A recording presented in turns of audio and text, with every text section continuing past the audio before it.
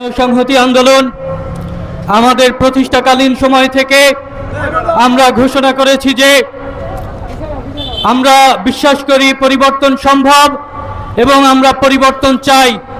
আমরা পরিবর্তন চাই বাংলাদেশের বিদ্যমান শাসন কাঠামোর। আমরা পরিবর্তন চাই এই লুটপাটতন্ত্রের পরিবর্তে একটি সাম্য, মানবিক ও সামাজিক ন্যায় বিচারের বাংলাদেশ প্রতিষ্ঠিত হবে। আমরা পরিবর্তন চাই এখানে যে কোনো ধরনের ফ্যাসিবাদের পরিবর্তে একটি গণতান্ত্রিক বাংলাদেশ। সংগ্রামী সাথী ও বন্ধুগণ, আমরা ঘোষণা করেছি জনগণের বৃহত্তর স্বার্থের বাইরে গণসংহতি আন্দোলনের নিজস্ব কোনো স্বার্থ নেই।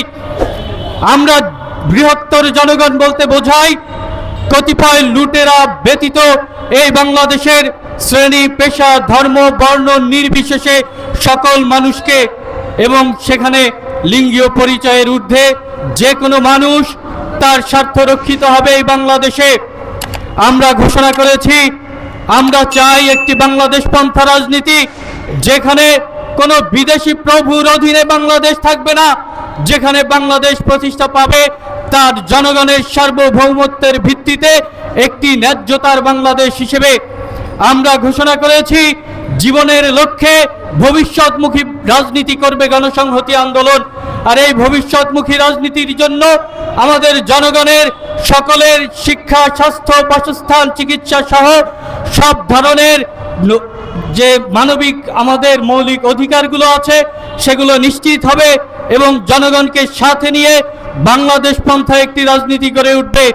আমরা ঘোষণা করেছি এখানে গণসংহতি আন্দোলন সংগ্রামমুখী, মুক্তিকামী, সমাজতান্ত্রিক এবং গণতান্ত্রিক বাংলাদেশ প্রতিষ্ঠা করবে। আমরা এই লড়াইয়ে কোনো একক মতাদর্শ কোনো বৃহত্তর জনগোষ্ঠীর উপর চাপিয়ে দিতে চাই না। আমরা চাই মুক্তিকামী, সমাজতান্ত্রিক গণতন্ত্র। সুতরাং এইখানে কোনো দলমত এককভাবে কারো উপরে তার মতাদর্শ চাপিয়ে দিতে পারবে না। কোনো ধরনের অর্থনৈতিক, ধর্মীয়, সামাজিক ফ্যাসিবাদ এখানে মাথাচাড়া দিয়ে উঠতে পারবে না। সংগ্রামী সাথী ও বন্ধুগণ, এগুলো শুধুমাত্র কাগজে কলমের কথা নয়, গণসংহতি আন্দোলনের মুখের কথা নয়। আমরা আমাদের প্রতিষ্ঠাকালীন সময় থেকে কাজে প্রমাণ করেছি যে আমরা জনগণের স্বার্থেই কাজ করি। 2002 সালে একটি রাজনৈতিক প্ল্যাটফর্ম হিসেবে যখন গণসংহতি আন্দোলন প্রতিষ্ঠা লাভ করে, সেই সময় থেকে আমরা এই বাংলাদেশের প্রাণ প্রকৃতির রক্ষার আন্দোলন, মানুষের স্বার্থে রক্ষার আন্দোলনে সবসময় জনগণকে সাথে নিয়ে আমরা বৃহত্তর সংগ্রাম গড়ে তুলেছি।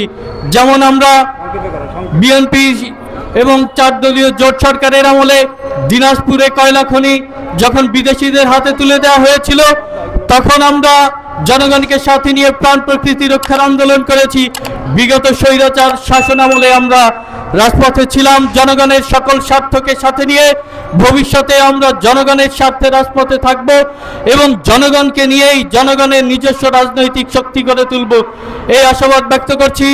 সেই সাথে আজকে এই মাথাল র্যালি উদ্বোধন করার জন্য আহ্বান জানাচ্ছি গণসংহতি আন্দোলন বরিশাল জেলার সংগ্রামী